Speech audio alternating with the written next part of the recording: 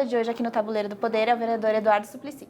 Pois é, Suplicy, ele é economista e foi um dos fundadores do PT, o Partido dos Trabalhadores. Foi senador durante 24 anos e em 2016 se tornou vereador em São Paulo, tendo recorde de votos. Senador, muito obrigado por falar aqui no Tabuleiro do Poder.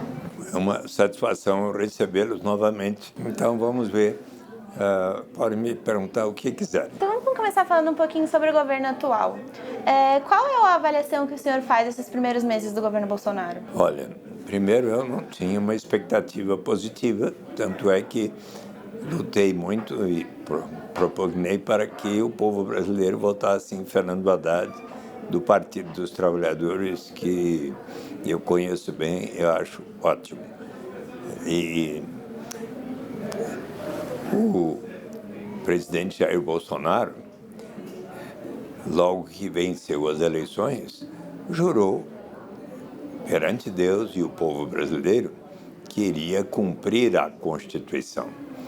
No artigo 3º da Constituição está escrito que constituem objetivos fundamentais da República Federativa do Brasil promover o desenvolvimento nacional para todos, erradicar a pobreza, promover maior igualdade pessoal, social, regional e de tal forma que o desenvolvimento seja para todos. E nestes 6 meses até agora eu não o vi realizar ações para valer na direção de cumprir a Constituição. Não é?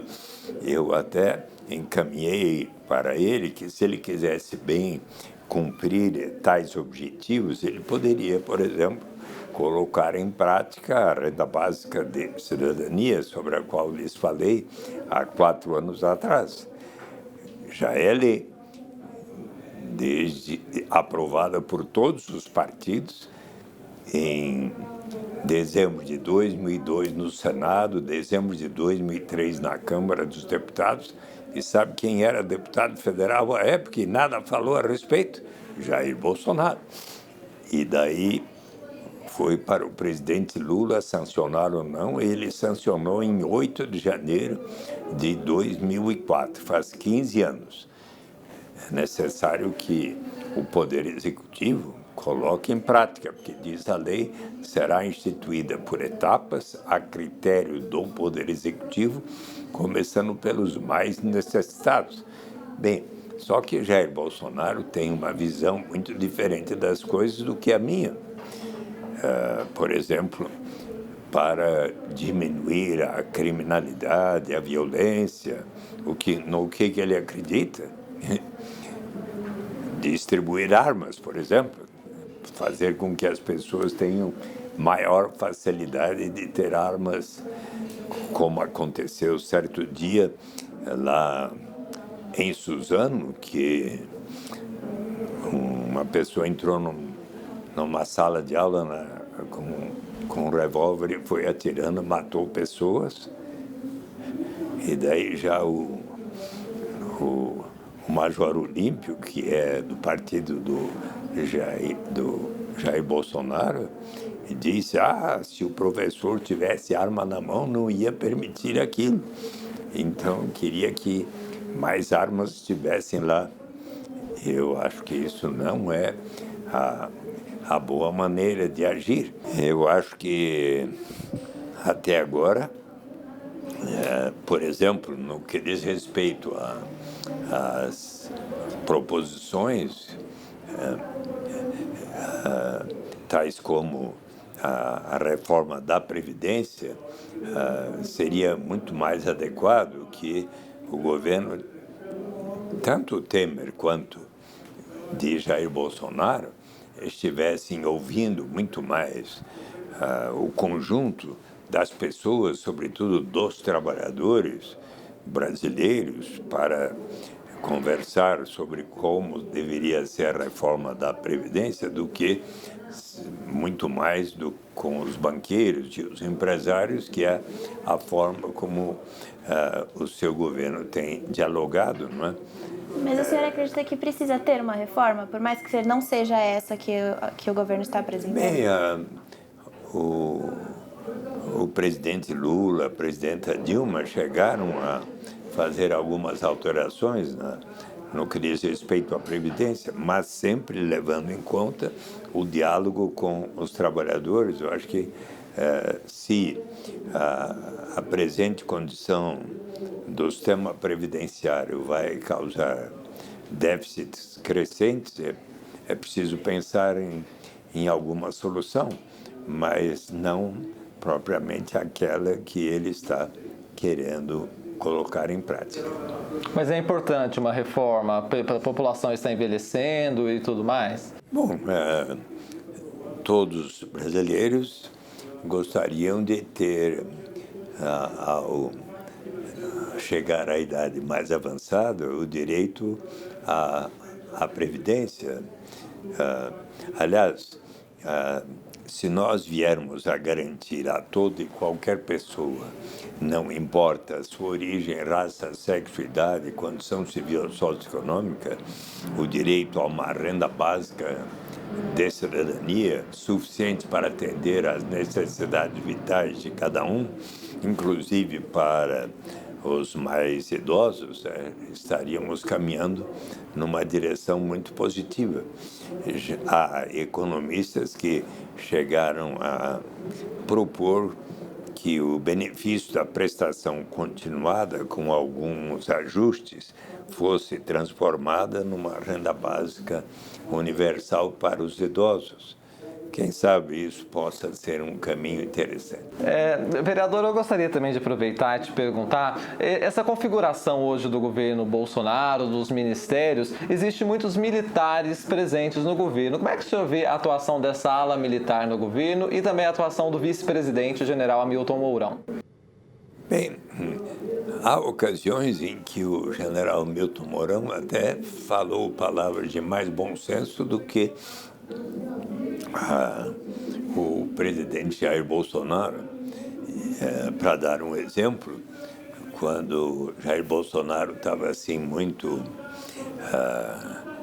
querendo criar sanções junto à Venezuela e quase chegando próximo de uma ação que pudesse significar uma ação militar, o general Mourão teve maior bom senso e disse: não, de maneira alguma, o Brasil não vai intervir militarmente ali na Venezuela. Então, em alguns momentos, ele procura se mostrar um homem de maior bom senso. Mas, na verdade, ele é um guardião das proposições emanadas por Jair Bolsonaro, que há quase toda semana, se não a cada dia, vem surpreender com propostas que, no meu entender, não são as melhores e também, inclusive, internacionalmente, ele ainda faz 6 meses que ele está governando, não é? Quantas vezes ele visitou os estados do Nordeste? Por favor, me diga. Uma vez, né? E para os Estados Unidos, quantos dias ele já passou lá? Mais dias, né? Bem mais dias, né? Então, parece que ele acha mais importante um relacionamento com uma pessoa, tal como o presidente Donald Trump, e ao chegar lá, que coisas importantes ele falou do ponto de vista do interesse do Brasil, da América Latina. Se ele tivesse, pelo menos, dito ao presidente Donald Trump: olha, pare com essa ideia de querer construir um muro que vai separar os Estados Unidos do México e de toda a América Latina. Posso falar uma sugestão que eu gostaria de transmitir a ele e para que o Jair Bolsonaro transmita ao Donald Trump? que ele coloque esses 50 bilhões de dólares no Fundo Permanente das Américas para seguir um exemplo tão bom que existe nos Estados Unidos da América, no Alasca, onde foi formado o Fundo Permanente do Alasca. Sabe como é que é essa história? Vocês conhecem? No início dos anos 60, o prefeito de uma pequena vila de pescadores, como muitas existem no Brasil, e observou que de lá saía uma grande riqueza na forma da pesca, mas boa parte da população ainda era pobre. Então ele disse: vamos criar um imposto de 3% sobre o valor da pesca para instituir um fundo que a todos pertencerá. Mas o imposto contra enorme resistência. Demorou 5 anos para ele persuadir a comunidade. Uma vez instituído, deu tão certo que 10 anos depois ele se tornou governador eleito do estado do Alasca, Jay Hammond. E o Alasca havia, ao final dos anos 60, descoberto enorme reserva petrolífera.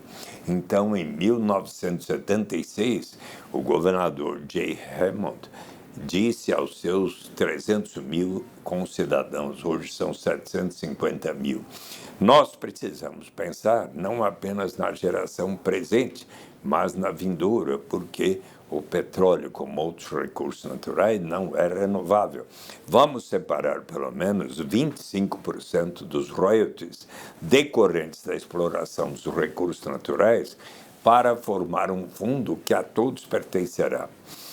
E ele quis que todos debatessem e votassem. 76 mil disseram sim, 38 mil não. Consequência, 1980, Alasca, o mais desigual dos 50 estados norte-americanos. Hoje, Alasca e Utah, os dois estados mais igualitários dos Estados Unidos, e constitui suicídio político para qualquer liderança no Alasca propor o fim deste sistema. Dá para fazer no Brasil?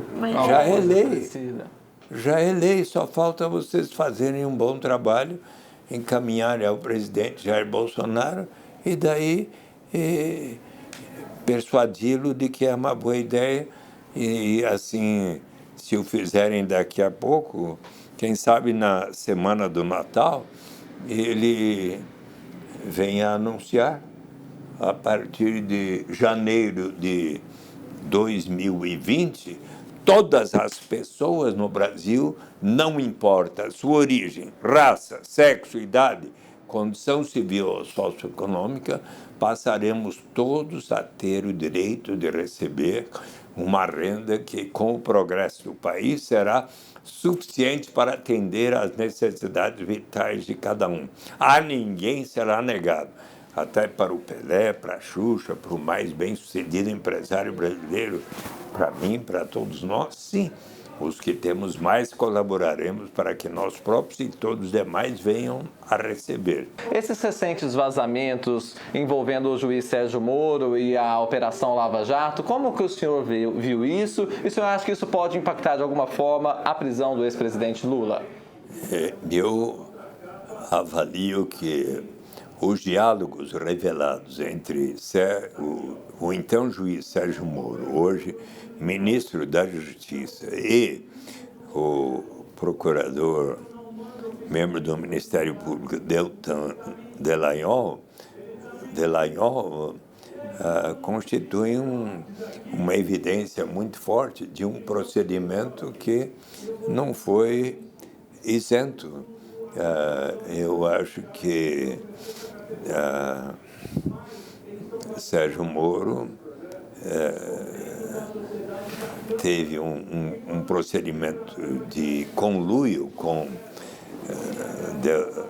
Deltan Dallagnol e, efetivamente, não comprovou até agora, com evidências fortes, que Lula tenha efetivamente cometido crimes de enriquecimento ilícito. As provas não ficaram claras. A condenação se deu mais com base em pressuposições de um e do outro. Como o senhor vê o futuro do PT agora? É preciso uma autocrítica? É preciso se reinventar? Qual é o futuro para o partido? Para mim, também, e dentro do PT, sempre defendi a questão ética como fundamental. Então, se houve e aconteceram desvios éticos que foram detectados, observados, claro que precisamos fazer uma autocrítica e ali onde estivermos, agirmos sempre com correção, com transparência e visando os objetivos que são os maiores. E houve desvios éticos? Houve desvios éticos, sim. Infelizmente aconteceram. E nós precisamos tomar medidas para prevenir. Eu sempre, por exemplo, defendi que nas eleições, nas campanhas eleitorais, devêssemos sempre colocar nas redes sociais, na nossa página, cada candidato e partido, todas as contribuições de qualquer natureza, e ainda mais quando tinha contribuições de pessoas jurídicas. Suplicy, muito Muito obrigada por ter saído do plenário para vir conversar com a gente. A gente não vai mais ocupar o tempo do senhor. Foi um grande prazer. Muito obrigada.